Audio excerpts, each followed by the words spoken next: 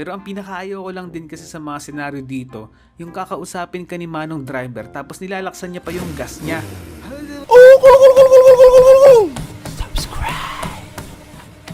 Bandang hapon, may napansin ako sa labas ng bahay namin. Daming tao, andun yung mga kakilala ko, andun si Lola, nandun yung tito ko, at may tricycle. Anong ginagawa ng tricycle dito? Aalis ba kami? Kaninong tricycle yun? At anong nangyayari? Kaya lumabas ako ng bahay at tinanong ko yung lola ko. Sabi ko, La, anong meron? Tapos sabi ng lola ko, sa atin na tong tricycle. Papasyal na tayo? Sa Ilocos? Kinanatoy na ubingin. Anong Ilocos? Tricycle, mag-i-Ilocos ka? Ha? Okay ka pa ba?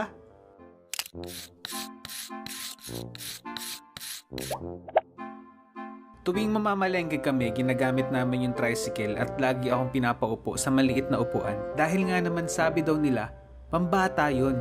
Hay, sang malas ko naman. Lagi na lang ako dito. Tigas-tigas ng upuan eh. Kaya pag bumababa sila lola sa tricycle, madalas hindi na ako sumasama. Tatambay na lang ako sa tricycle at uupo na lang ako doon sa totoong upuan. At may kipagkwentuhan na lang ako sa driver. At habang nagkukwentuhan kami, parang may inaabot yung driver namin sa loob ng tricycle. At syempre na-curious ako. At sinundan ko ng mga mata ko kung saan pupunta ang kanyang mga kamay. Binuksan niya yung upuan na maliit. Nasabi ko, ha? Lalagyan pala yan? Oo, lalagyan yan. Dito ako nilalagay yung mga barya. Wala lang, walang plot. Amaze na amaze lang ako sa upuan na yun nung edad ko na yun. First time ko kasi makakita ng upuan na may taguan. At maliban sa hidden treasure seat na yun, meron akong mga gustong ireklamo sa mga tricycle na yan. Nung medyo lumalaki-laki na ako, pinapayagan na ako umupo sa may likod ng driver. De, joke lang. Ibig ko sabihin, sa likod ng tricycle. Ito yung pinakasikat na upuan nun eh. Kasi presko tapos ang angas mo. Nirereklamo ko to kasi minsan kapag dalawa kami ng pinsan ko uupo sa likod, syempre uurong ako sa dulo. Doon ako laging pinapaupo.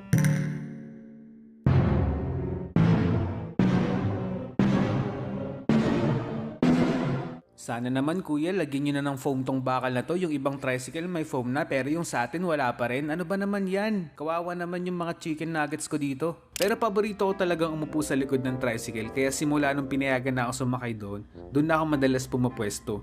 Pero ang pinakaayaw ko lang din kasi sa mga senaryo dito, yung kakausapin ka ni manong driver tapos nilalaksan niya pa yung gas niya. Ha? Ano? No, sige. Kwento mo yan eh. Kapag dumadaan naman kami sa mga gas station, paalala lang, di ako adik pero nababanguhan talaga ako sa mga gas. Anyways, kapag nagpapagas kami na-miss ako kay kuyang driver namin. At syempre, na-curious na naman ang utak ko, kaya sinusundan ko ulit yung kamay niya kung saan pupunta. At sinawsaw niya yung straw dun sa tangke ng motor.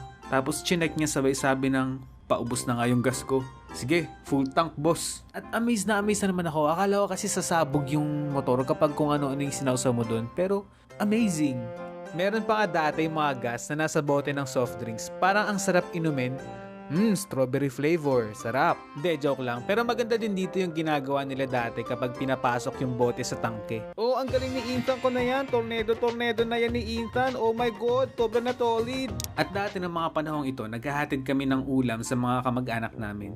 Kasi magkakalapit lang naman yung tinitirhan namin. Kaya kapag nagluluto si Lola, sobrang dami. Kaya parang laging may nag-order sa amin ng mga pagkain nun.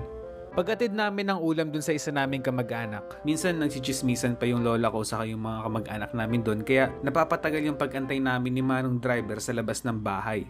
Kaya ako tong naboboring sa tricycle. Sabi ko kay manong driver namin, pwede ko ba tong paandarin? Tapos sabi naman niya, sige lang, eto susi Siyempre ako naman tuntuman-tuwa, bibong-bibo ako. Sumakay ako sa tricycle at pinadjack ko. At ayun, umandar yung makina. Tapos tinuruan ako ng driver namin kung paano paandarin yung mismong tricycle na. Napaandar ko naman. Kaso, sa hindi inaasahan, biglang lumabas si Lola. Di napagalitan kami. Ginagawa niyo dyan, kininanatoyin na ubingin. Nung medyo nadadagdagan na ulit yung height ko, sinubukan ko namang sumakay sa likod ng tricycle. Tapos sabi sa akin ng lola ko, sigurado ka ba? Diyan ka sasakay? Mahulog ka dyan. Tapos biglang sumingit yung tatay ko, sabi niya, yaan mo na yan, laki-laki na yan eh. Kaya sa wakas, mararanasan ko na din sumakay sa likod ng tricycle.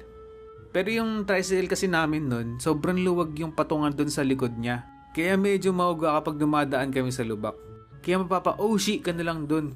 Oh shit, oh shit, oh shit, oh shit. At recently lang no, nung sumakay ako ng tricycle, syempre medyo adult na yung ating katawan. Yung ibang tricycle hindi na komportable sa sobrang liit ng space at nipis ng upuan. May gulay, ang tigas ng upuan, mukha namang foam. Pero bakit ganun?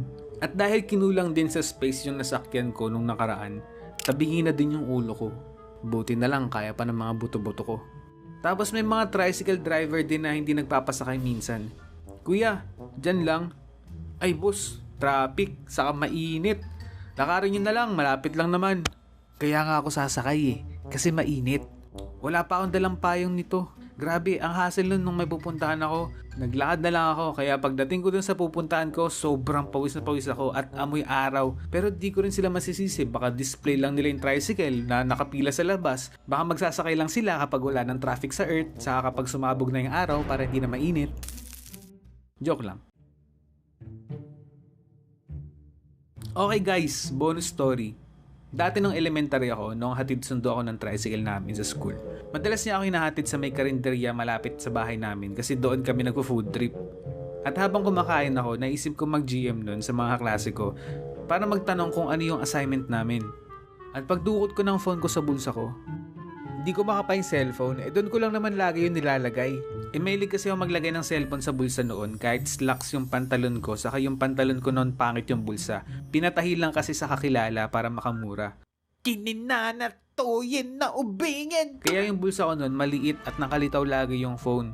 In short, madaling malaglag. Tapos inalala ko noon ano yung mga posibleng dahilan ng pagkawala ng aking phone.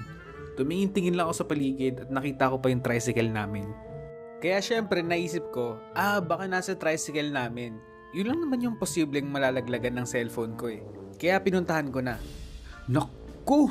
Wala dito. Asa na kaya yun? Wala dito.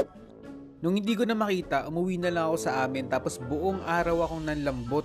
Feeling ko hindi na ako millennial. Kaya sinabi ko sa lola ko, Lola, nawawala yung cellphone mo? Eto, saan galing? Yung driver natin dinala dito, nalaglag mo daw sa tricycle. Kanina ka pa niya hinahanap Kumain lang naman ako sa karinderya At ayun, nakita yung cellphone ko. Hindi ako nawala ng cellphone nung panahon na yun. Hindi humiwala yung kaluluwa ko. At ito yung mga na-experience ko sa tricycle. Kahit nakakainis minsan, masaya pa din. Ikaw ba? Ano-ano na yung mga experience mo sa tricycle? Comment mo sa baba, babasahin ko yan. Yun lang, subscribe!